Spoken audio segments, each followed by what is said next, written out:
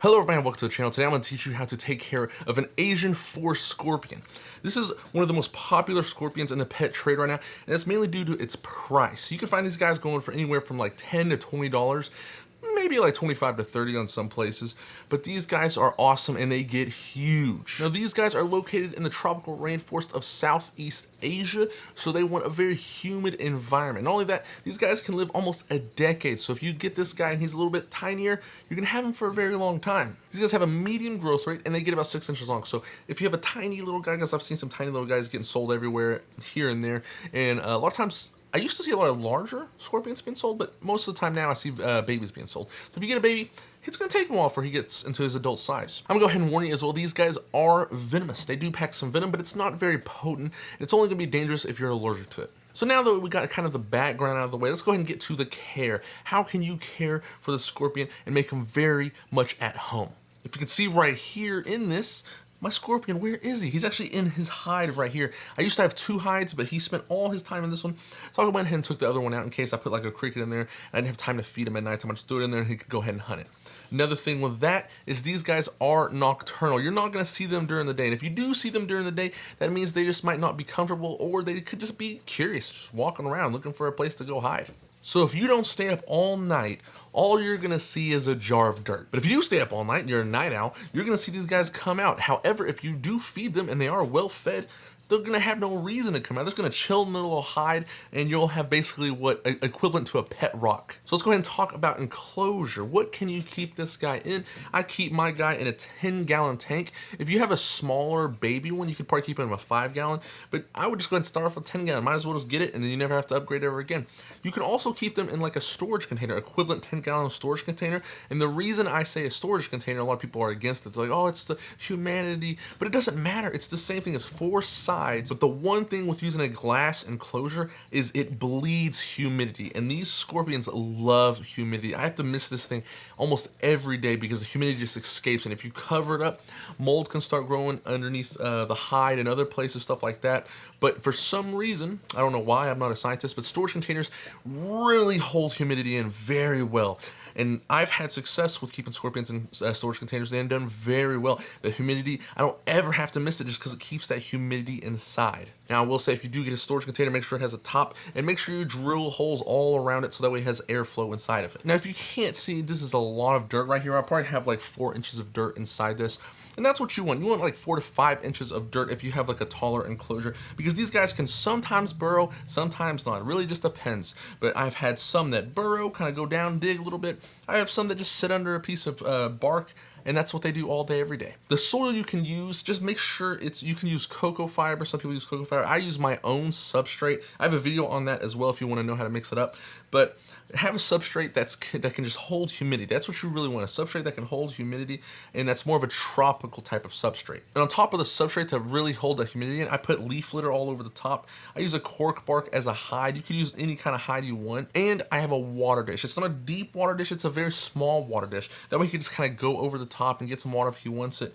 And that's pretty much it. Just make sure the water dish isn't really deep, so that way if he goes in, he doesn't drown. You know, he could go in and kind of come out of the water dish. Now let's move to temperature and lighting. Heating wise, you really don't need additional heating if your room is a temperature of like around 72. If it is lower, like in the 60s to 50s, then yes, you probably most definitely will need additional heating. However, if you have a room that just gets a little warm, say like it's a gaming room or something like that, or you might have more reptiles, and like this room I'm in right now is a reptile room, and I know a lot of people don't have reptile rooms, but this room gets very hot. It's like 80 degrees normal. So if you do have a room that's warmer, that's where you want to keep them. If you're like a polar bear who keeps the thermostat at like 65, you know, that's when you want to get probably a heat mat. And you can put it on the side, don't put it on the bottom, because if it does get hot, he's going to burrow down. Usually most of these insects will burrow down to escape the heat, and if he burrows down, he's going to get into the heat mat and he might fry himself. So you just kind of want it on the side, that way the heat just kind of goes into the cage from the side. Humidity in the cage should be between 60 and 80%. You can achieve this by misting it down, and like I said, if you do have an open top like I do right here and I have a screen over it, maybe you can like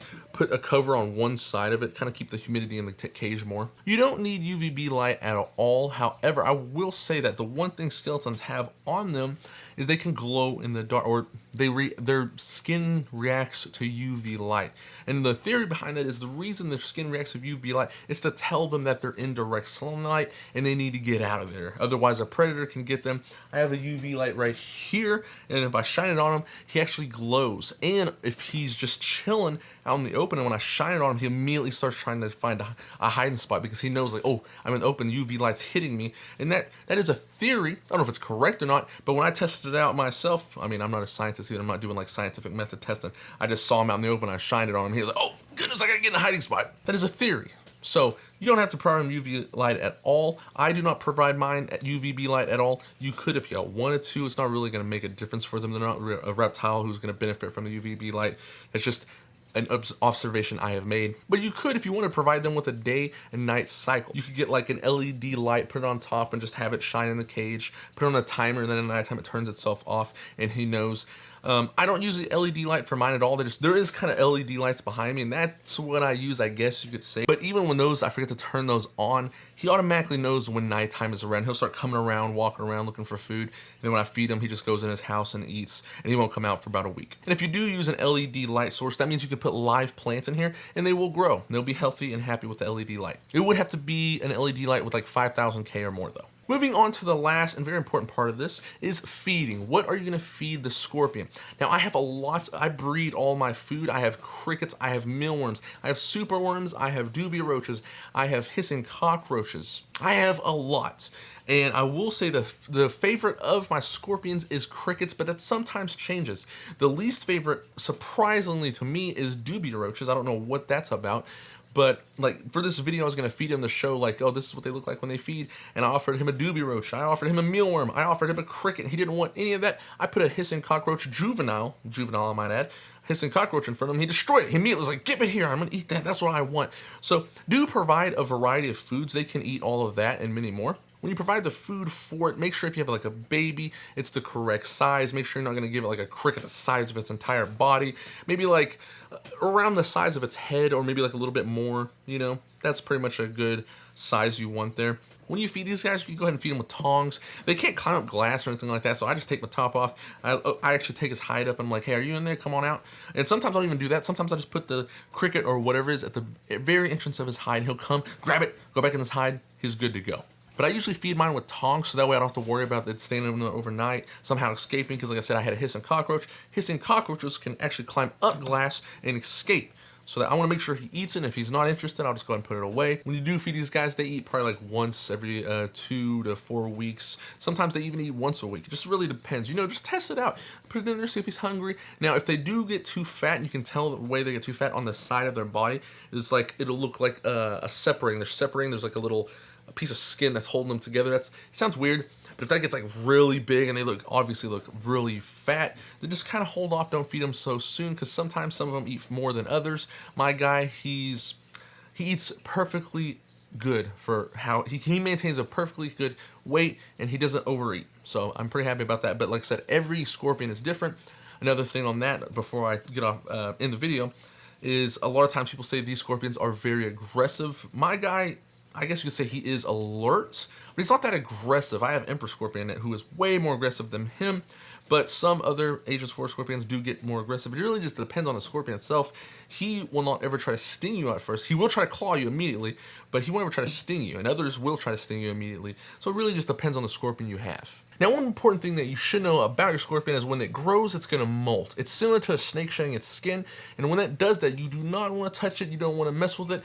And for somebody who's never seen this before, you might be like, oh no, what's going on? Is he dying? What's happening? Because in spider communities, that's a lot of times for new keepers, they see that and they're like, oh, is he dying? But no, he's just shedding his skin, and that's how they grow. So that's all I have for you today, guys. I hope it was somewhat helpful. These guys are extremely easy to take care of. Like I said, they just need real good humidity, a little bit warmer weather, a 10-gallon or larger tank. You don't have to put them in like a 50-gallon tank. You could if you wanted to. You know what I'm saying? They live out in the wild. A lot of people are like, oh, it's too big. But these guys do live in the wild. They do walk around. They want to have plenty of places to go. So if you wanted to, go right ahead and do that. But be aware, these guys are considered boring pets to a lot of people because, like I said, this guy right now, as of right now, he's been in his hide for a week. He ate, he went in here, and he's going to be chilling in there. At nighttime, I've actually been staying up pretty late till like midnight. He don't come out.